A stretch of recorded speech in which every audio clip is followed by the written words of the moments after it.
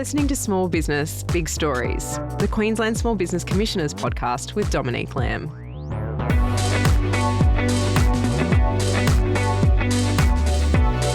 There are more than 482,000 small businesses in Queensland and counting. These are their stories.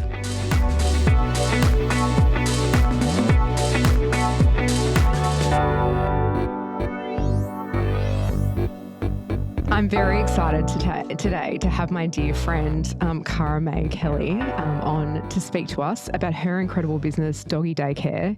Now, what most listeners won't know is that Kaz and I met the first day that I dropped my dog Ted to Doggy Day Care, and I was about 6 months pregnant with my first child, and I was a little bit emotional about leaving my fur baby there. And I said to her, I think it's because of the pregnancy hormones. And she said, no, most people cry when they leave their dogs here for the first time. And I knew that we would have a really long-term relationship about all things. And in fact, we have been in each other's lives for 5 or so years? 6 years. And it's been really exciting watching your business grow and also just your journey generally.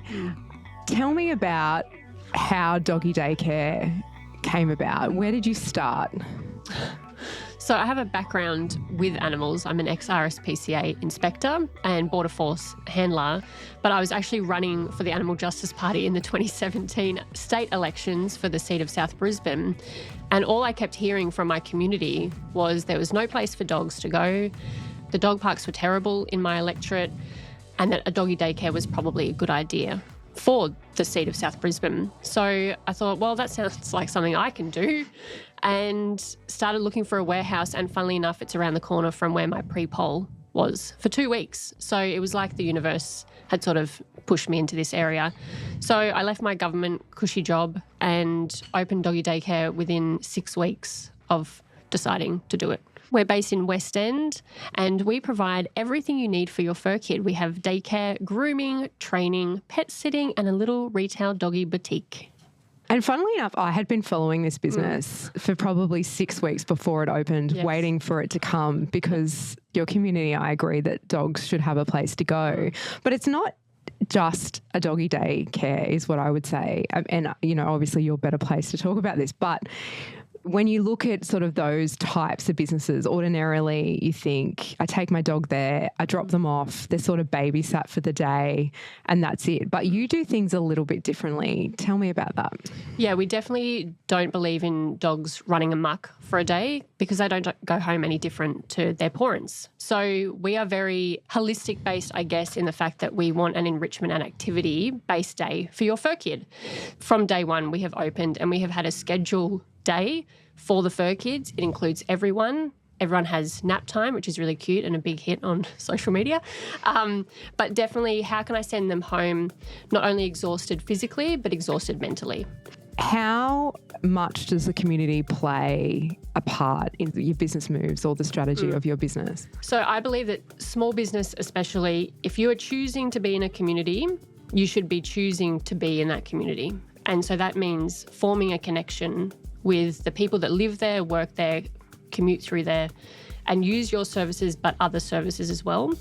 So my role as founder, but also a community member, is that I believe we should be connected and we should be promoting and we should also be helping each other when we need to be. So community for me is a massive philosophy and policy of Doggy Day Care Brisbane, and it's something that we work on every day. Your income as a small business is quite diversified. So you've got the retail store, you've got the daycare element, and then you have your groomers.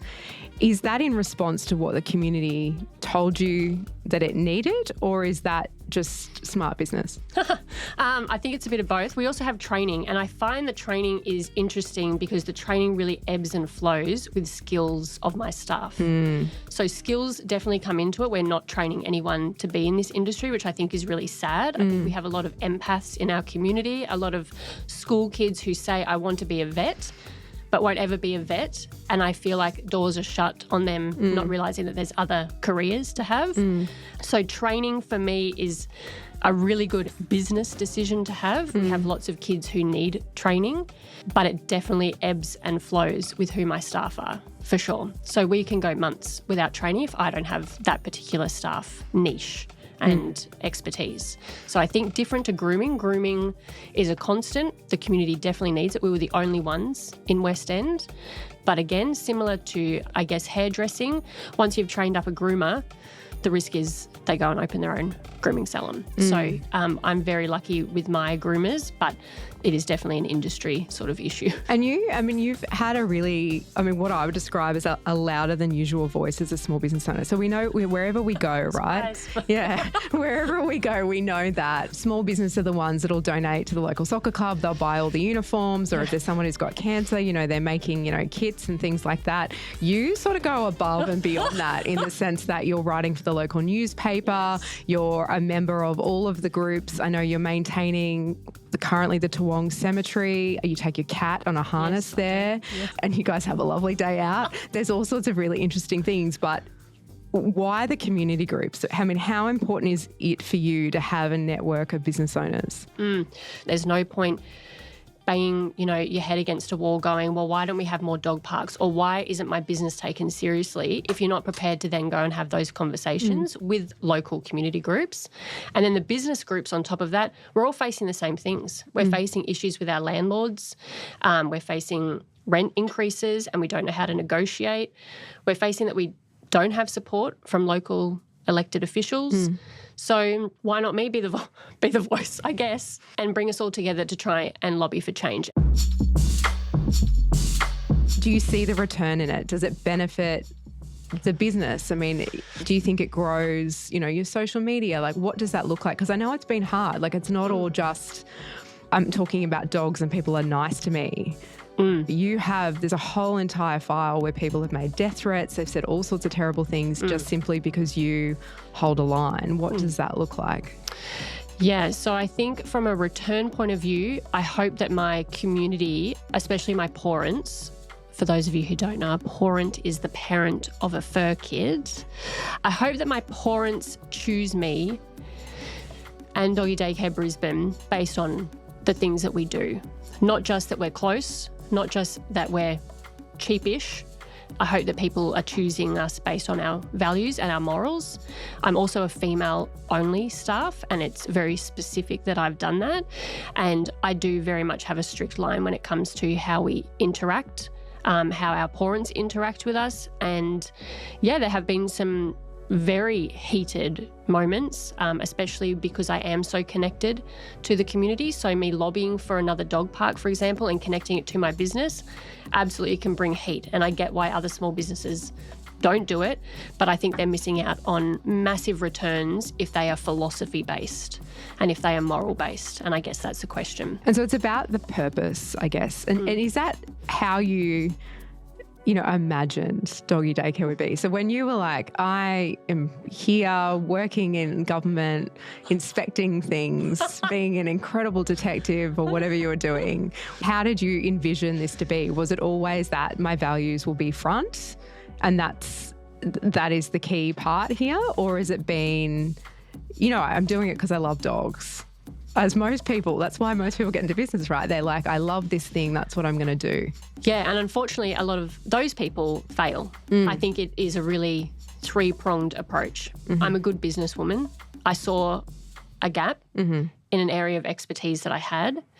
I also think, too, my morals and values have had to lead me because as a strong female, what have I heard from every male boss, senior around me has been, you're a bit too much. So starting my own business, knowing I would have female staff, hopefully, I didn't know then that would be the case, but that was my intention. I would never sway from, my morals and values about what my business can do for my community, but also my team and myself. We know business owners wear lots of hats, right? Like whether it's HR or accounting or the ATO or, whatever it might be. Yes. But what is the hardest part about that? Or is there too many hard parts? Yeah, and that's okay. You can be completely honest. There is too many hard parts. Yeah. I don't think anyone tells you how hard staff will be, not that they are glorious humans. And people that you would want to hang out with in your own time, but managing them, very different thing. I think also in this industry, you are dealing with a lot of empaths. We have to remember I come from a very different background than a lot of groomers, a lot of other daycare owners. They are not ex-inspectors. They don't have a process. Than me, right? Yeah.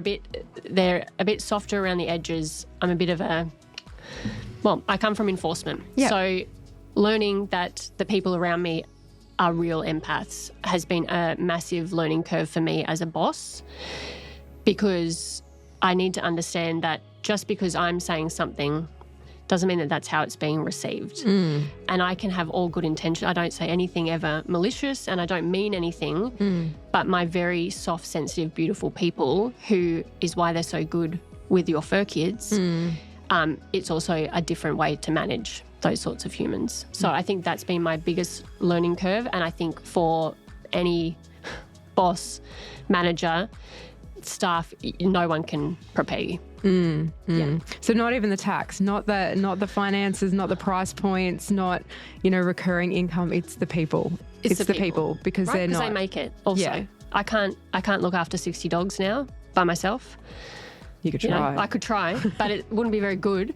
There's a lot of, I think, weight or burden, I would say, in what you're saying. I mean, obviously there is this sort of core value where you engage with community, and there's this need, and rightly so, to do the right thing across the board. And you naturally lean into it because you're, that's the way you're inclined. You have these really strong defined values and beliefs around what is right and what is wrong.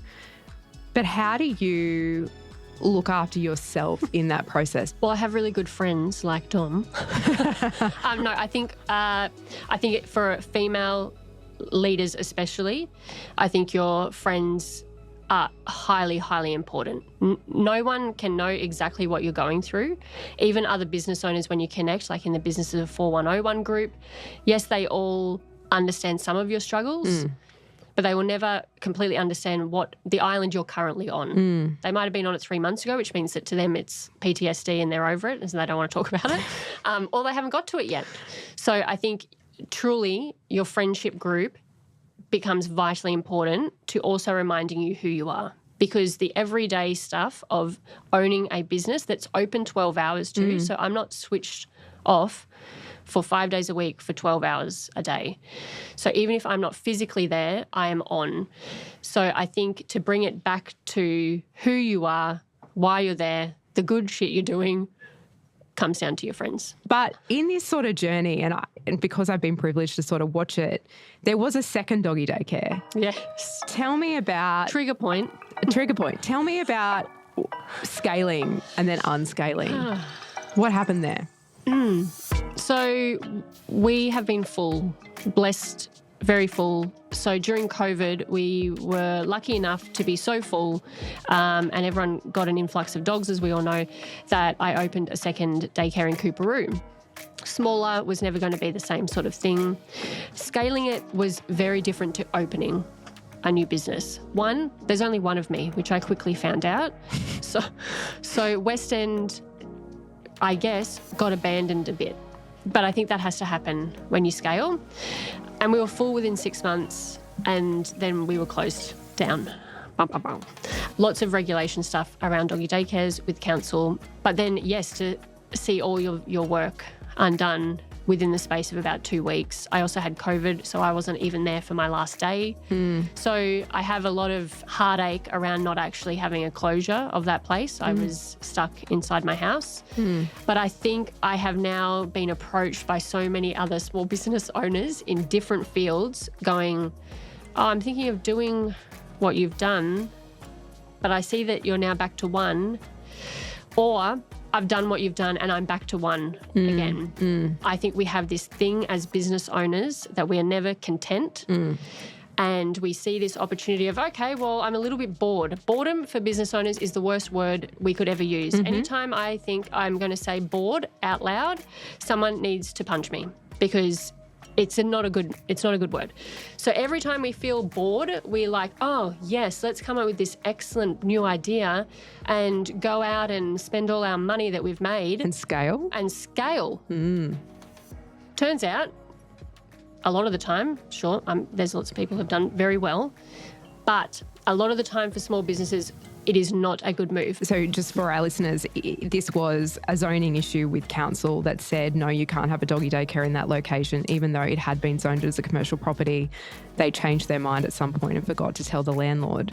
But, the reality is this just a balance sheet issue? Is this, if you're a small business owner and you're thinking, I'm bored, I'm going to scale, or you're being told you should definitely scale, you'll make more money, is it purely balance sheet? Should I purely be looking at the numbers? Or is this more about capacity? Is my plate full? Can I take on any more? You talked about needing to clone yourself, probably not being able to. What should they look at if you're making that decision? Like, do I need to grow? What does growth look like? Exactly. What does growth look like for you? And are you living the life that you set out when you became a business owner? I think that should be a top question. Yep. Like, we had cash in the bank, so accountants are like, oh, yes, well, of course you should go and open this other thing and bravo and off you trot. And I'm thinking, I'm just going to be like this mega boss and own 7 doggy daycares. Meanwhile, I was living the life that I had set out for myself from owning a business. And I think we have to just stop and go, hang on a second, what does my life look like right now? Am I doing the things that I couldn't have done in the jobs that I left, where I had security and I had super and all of these things? You finally got to a point where why did you become a boss? Why did you become a small business owner? And if you're there, it might be time to reflect on maybe just being content. I'm not sure that good business owners are content. It's an issue. Do you think business owners confuse growth with success? Yes. Yes, that was very quick. Of course. That was very quick. Of course. And should the marker for success really be, is this right size for my life, as opposed to growth? Of course. How could I own 7 doggy daycares, run a small business community, be on 2 community groups, write things for newspapers, be on a podcast, travel with my fiancé, lobby for dog parks and better animal facilities, run campaigns? It's impossible. Correct. That's right. I think as small business owners, we're told by literally everyone around us who are our advisors that success is connected to growth. And I think from accountants, your lawyers, if you have a business mentor, I would be suggesting, instead of paying money for a business mentor that is only looking at growth, you actually might pay a small business owner, maybe in your same field, for some of their time to have a really good conversation about where you're at, because they're going to give you a completely different view and ask you those questions. Well, what are you doing on a Friday night? Like, are you still doing the books? Are you still having to plan out a week's plan? Or are you having a glass of wine and that's what your dream was when you started your business?